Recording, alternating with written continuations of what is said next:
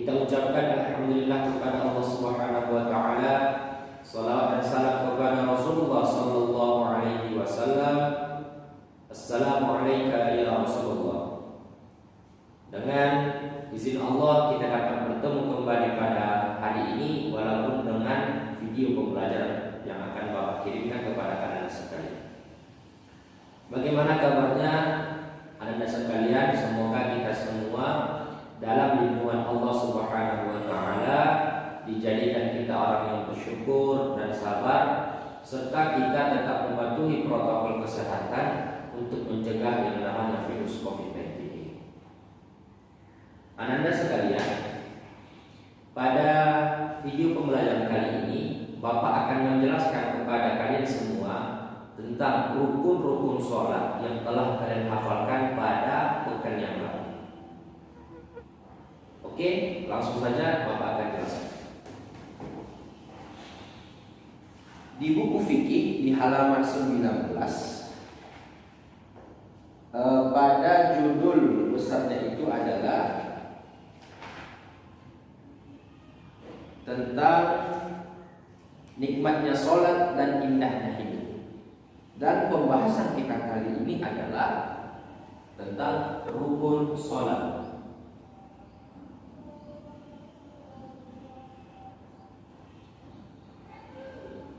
Rukun sholat. Ananda sekalian, apa sih pentingnya rukun ini?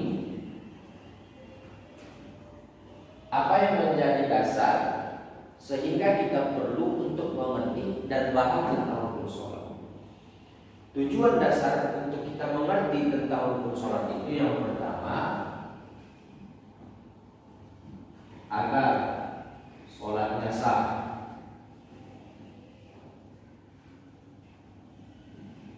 B, agar sholatnya diterima Allah. Dan C, agar sholat yang dilakukan dapat menjadi ladang kebaikan.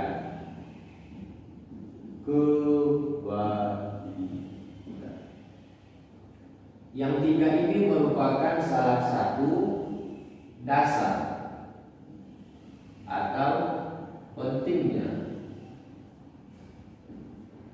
yaitu rukun sholat. Ananda sekalian, di pekan yang lalu kalian telah menghafalkan tentang rukun-rukun sholat.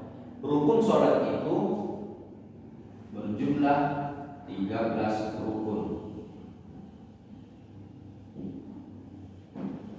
Jadi apabila 13 rukun ini tidak dilakukan oleh seseorang ketika dia melaksanakan sholat, maka sholatnya tidak akan sah, sholatnya akan batal, dan sholatnya juga akan selesai.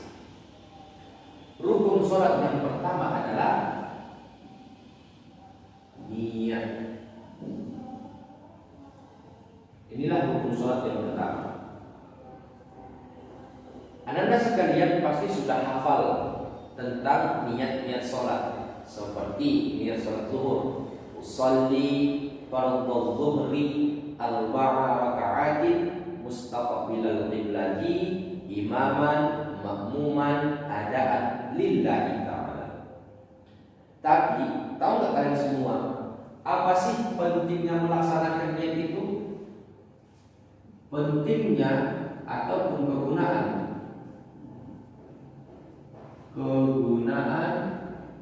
melaksanakan niat adalah satu, sadar akan perbuatan. Kedua, memahami yang dilakukan.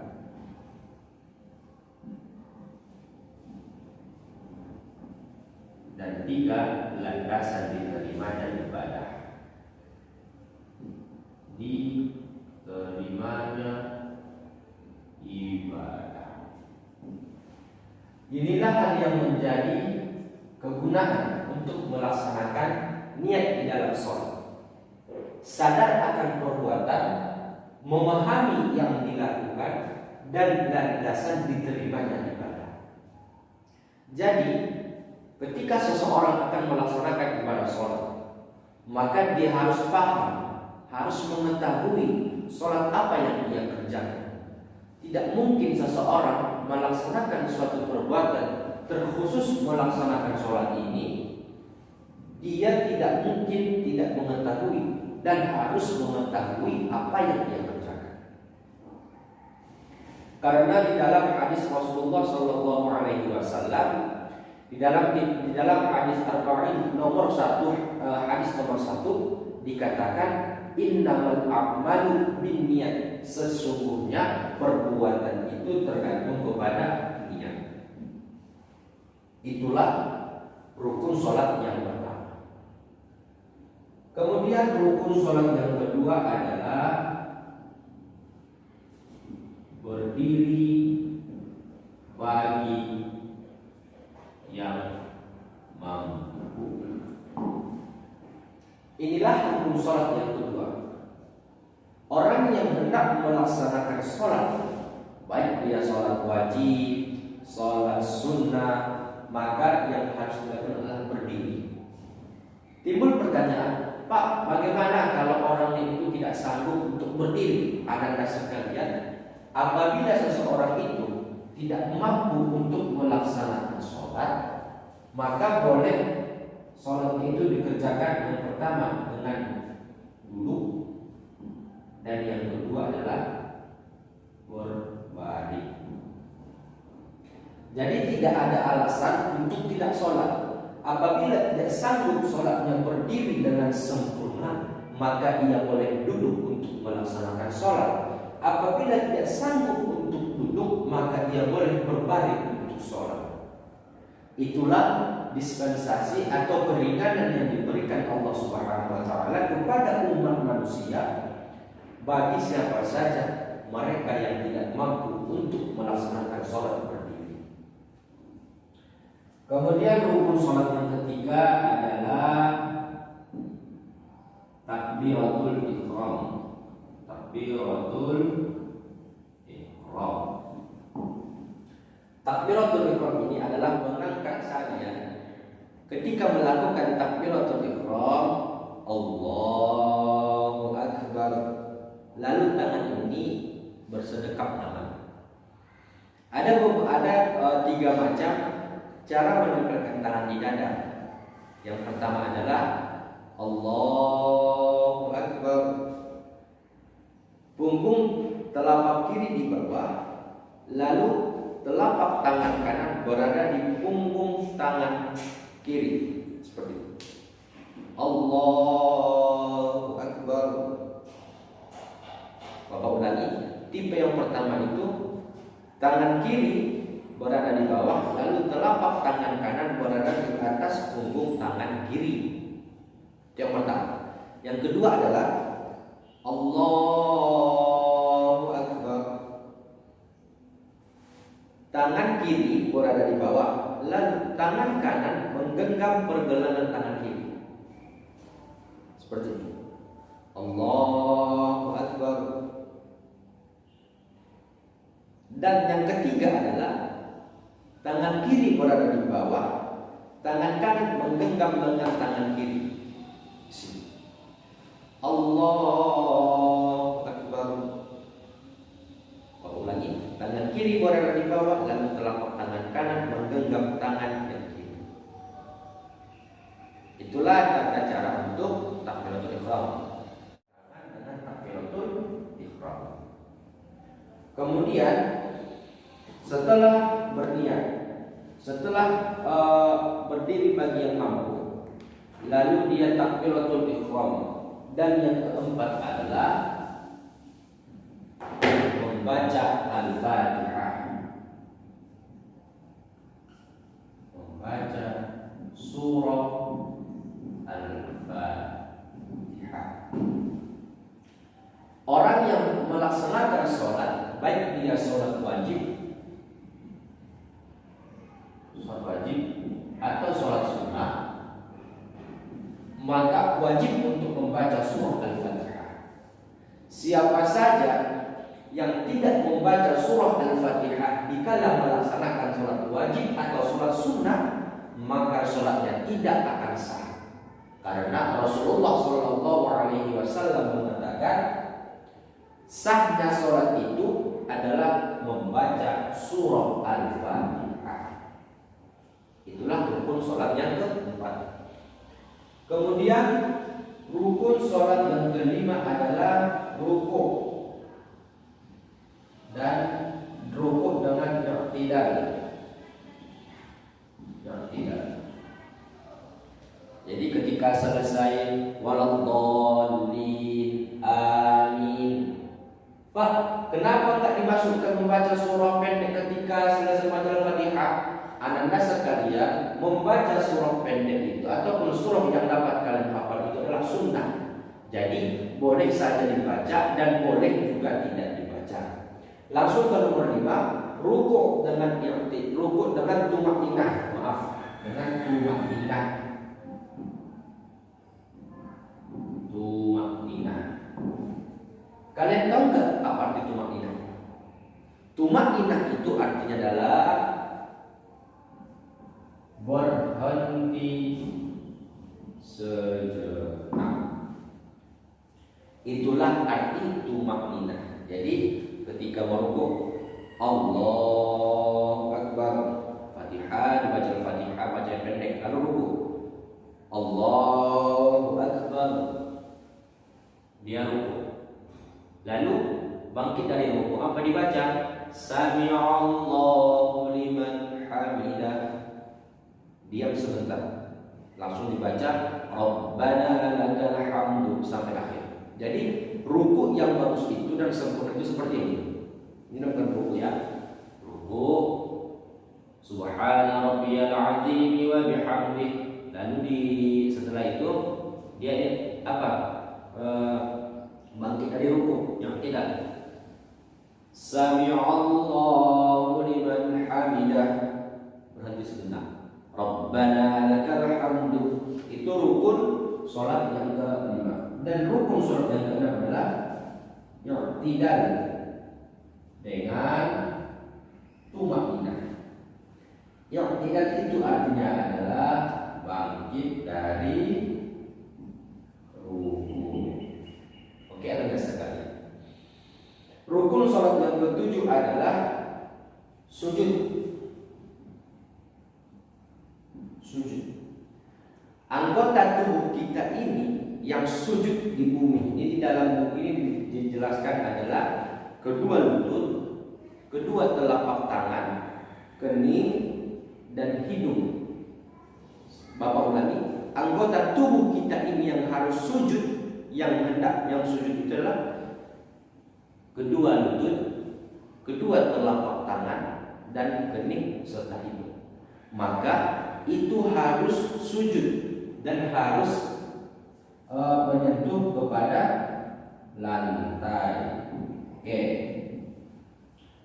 Rukun sholat yang ke-8. Rukun sholat yang ke-8 adalah duduk antara dua sujud. Duduk antara dua sujud ini adalah ketika kalian yang tidak sami Allahu liman hamidah, Rabbana lakal hamdu sampai lalu sujud, Allahu Akbar sujud, lalu bangkit dari sujud, Allahu Akbar. Bangkit dari sujud yang pertama itu adalah dinamakan duduk antara dua sujud. Setelah duduk dibaca doanya Rabbil firli sampai akhir, lalu sujud lagi. Lalu rukun sholat yang ke-9. Rukun sholat yang ke-9 adalah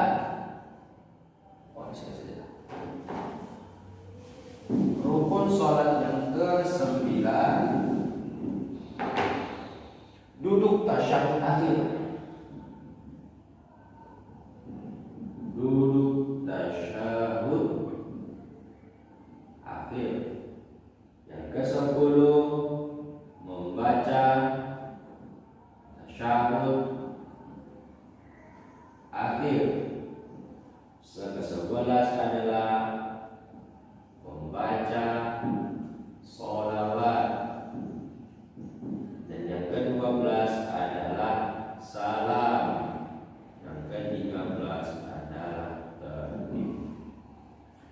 Ketika selesai melaksanakan duduk antara dua sujud, maka disambunglah dengan duduk tasyahud akhir.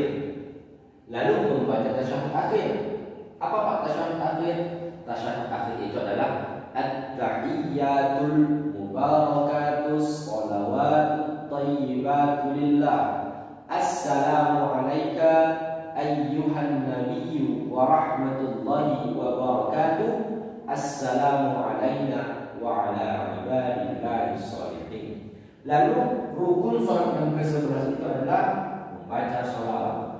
Asyhadu an la ilaha illallah wa asyhadu anna Muhammadar Rasulullah. Allahumma shalli ala Muhammad wa ala ali Muhammad kama shallaita ala Ibrahim wa ala ali Ibrahim wa barik ala Muhammad wa ala ali Muhammad kama barakta ala Ibrahim wa ala ali Ibrahim fil alamin innaka Hamidum Majid. Setelah selesai selawat, maka rukun salat itu adalah salam.